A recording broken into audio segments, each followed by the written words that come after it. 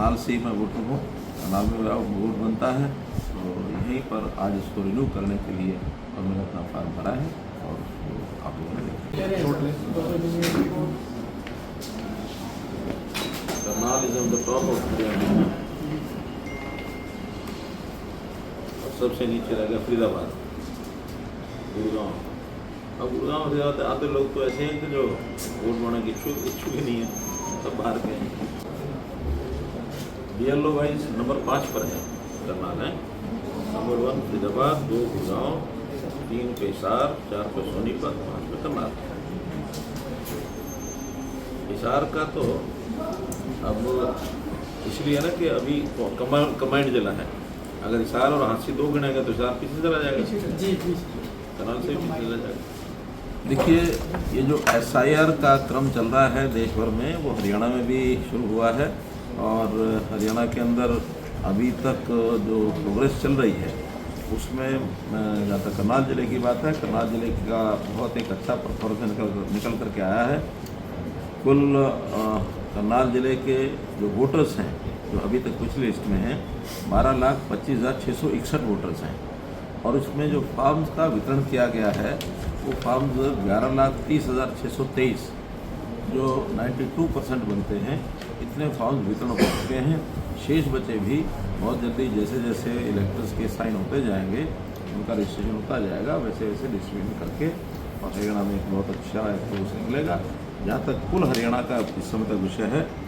2,06,55,929 इतने वोटर्स हैं जो पिछली वोटर्स में अभी बने हुए हैं, जिसमें से 1,57,32,215 ऐसे फॉर्म्स का डिस्ट्रीब्यूशन हो गया जो 76% बने हैं। इसमें जो कम अभी वितरण हुए हैं वो गुरुग्राम और फरीदाबाद ज़िले में कम हुए हैं क्योंकि वहाँ की पॉपुलेशन वोटिंग पॉपुलेशन बहुत है, तो वो बहुत से लोग ऐसे होते हैं जो पिछले वोटर्स में होते हैं, अभी कई बार वो हैं कई बार नहीं है, चले गए वापस भी जा सकते हैं, काम छोड़ के जा सकते हैं, इसलिए उनकी जो फ्लोटिंग पॉपुलेशन के कारण से ये आंकड़ा कम है। हाँ, जब ये सब कंप्लीट हो जाएंगे उसके बाद जो बाद में आकर के बसे हैं उनको भी वितरण किया जाएगा। तो एक समय के बाद सभी जितने हरियाणा में जो सामान्य तौर पर निवासी हैं, प्रयोग किया गया शब्द का यानी सामान्य तौर पर निवासी, ऑर्डिनरी निवासी, तो ऐसे लोगों के सबके वोट बनेंगे बशर्ते कि उनको कोई ना कोई अपना एक पहचान ये देना पड़ेगा, चाहे वो पहचान पत्र में किसी प्रकार का स्थानीय आवास का एक पहचान पत्र उनको देना होता है, उसके कारण से वोट बनते हैं। आपने भी फार्म भरा है आज अपना? मैंने भी आज अभी आपके सामने है क्योंकि मेरा वोटर करनाल से ही मैं वोटर हूँ, करनाल में मेरा वोट बनता है, तो यहीं पर आज इसको रिन्यू करने के लिए और मैंने अपना फॉर्म भरा है और उसको आप लोगों ने देखा। क्योंकि ये चुनाव आयोग का एक सामान्य काम होता है कि वोटर लिस्ट को रिवाइज करना, तो रिवीजन का जो काम है वो चल रहा है और लगभग 20 साल में एक थोरो रिवीजन जो होता है जिसको स्पेशल इन्वेस्टिगेशन कहते हैं, स्पेशल इन्वेस्टिगेशन रिवीजन, उसका काम 2005 में भी चला था, अब 2026 में चल रहा है। लगभग 20 वर्ष के बाद हर चुनाव आयोग कराता है, इसलिए उनको तो परेशानी ये हो रही है कि इस बार बहुत बड़ी संख्या में जो बाहर देशों के वोटर्स यहाँ बने हुए थे और जिसको वो अपना वोट बैंक मानकर चलते थे, अब चूँकि वोटों की बहुत सख्ती से निगरानी हो रही है और उस निगरानी के कारण से जो फर्जी वोटर्स हैं, बांग्लादेश से आए वोटर्स हैं, या कई जगह कई लोगों ने फर्जी वोट बनवाए हैं, 2-2 वोट बने हैं, 3-3 वोट बने हैं, तो पहली बार आधार को बेस मान करके किसी व्यक्ति का वोट 2 जगह नहीं बन सकता, वो एक व्यक्ति का वोट एक ही जगह बनेगा। ऐसे बहुत से वोटर जिसका गलत उपयोग करते हैं वो उसमें बाहर हो जाएंगे। यही कारण है कि चाहे वो कांग्रेस हो अथवा कांग्रेस साथी अन्य दल हो, क्योंकि इसमें बहुत बड़ा शोर जो हमारी बंगाल की चीफ मिनिस्टर हैं TMC रही, जो चीफ मिनिस्टर रही हैं TMC की लीडर ममता बनर्जी, उन्होंने इसका बहुत शोर मचाया और उस शोर के कारण से उनका एक ही था कि इसमें से बहुत वोट कट जाएंगे और 80 से 90 लाख वोट जो कटे हुए हैं वहाँ, तो ऐसे जहाँ जहाँ फर्जी वोट होते हैं दूसरे प्रांतों से आए हुए होते हैं, उनका काटना बहुत आवश्यक है। ये हमारे देश की सॉवरेनिटी के ऊपर खतरा होता है, इसी कारण से विरोध का एक कारण है और इस विरोध के कारण को यानी कोई इसका दम नहीं है उसमें, बल्कि फर्जी वोट कटते हैं और वो उसी में से वो हारते हैं। वोटिंग परसेंटेज भी बढ़ सकता है जब एक्चुअल वोटर होंगे। निश्चित रूप से, क्योंकि पहले जो फर्जी वोटर के कारण से वोट कटते नहीं थे, बढ़ते ज़्यादा थे,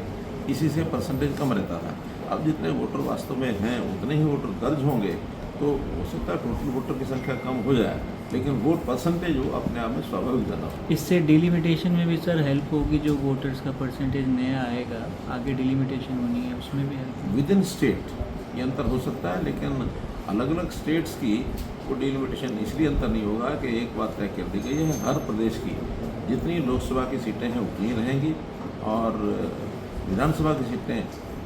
भी जैसे लोकसभा की अगर सीटें बढ़ेंगी तो अनुपात में महिलाओं के 33% बढ़ाने के कारण से जो सीटें बढ़ेंगी, उसी अनुपात में विधानसभा सीटें बढ़ेंगी, लेकिन पॉपुलेशन कम ज़्यादा होने के कारण से किसी सीट का संतुलन नहीं बदलेगा, वो वैसे ही रहेगा। पंचायत चुनाव में वो नगर निगम में अलग अलग सूची होती थी वोटर लिस्ट की, क्या SIR के बाद वो सूची एक ही रह जाएगी? बेस एक ही रहेगा, लेकिन उसको हर चुनाव के समय उसी बेस को मान करके और उस सूची को, क्योंकि वार्डबंदी अलग अलग होती है,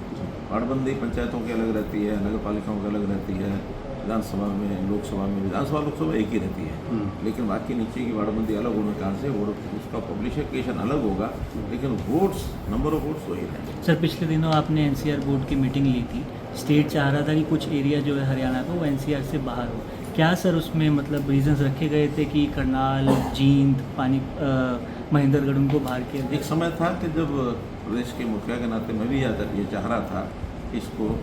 कम किया जाए, बाहर किया जाए, लेकिन जो उस समय की आपत्तियां थी वो आपत्तियां सब उन्हें दूर कर दी हैं, और उससे सभी प्रदेश इस बात से सहमत हो गए कि वो आपत्तियां ये दूर हो जाएं तो फिर उसका क्षेत्र कम हो या ज़्यादा उसका फर्क नहीं पड़ेगा। आपत्तियां ये थी कि बहुत सी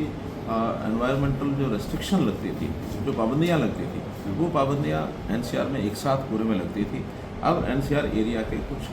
ग्रेडेशन की जाएगी, एरियाज बनाए जाएंगे, ये कुछ चीज़ें बहुत दिल्ली के आसपास उनमें पहले लगेगी, सेकंड रिंग जो है उससे बाद लगेगी, और थर्ड रिंग में और बाद में लगेगी। तो ये सारे प्रदेश, सारे जो ज़िले अपने आप को बाहर करना चाहते थे वो थर्ड रिंग में हैं, इसलिए थर्ड रिंग वालों को उसकी परेशानी आज नहीं आएगी। हाँ, जब कभी यहाँ भी दिल्ली जैसी आबादी हो जाएगी और उतना ही यहाँ एक प्रकार की डेंसिटी होगी, उसी प्रकार का यहाँ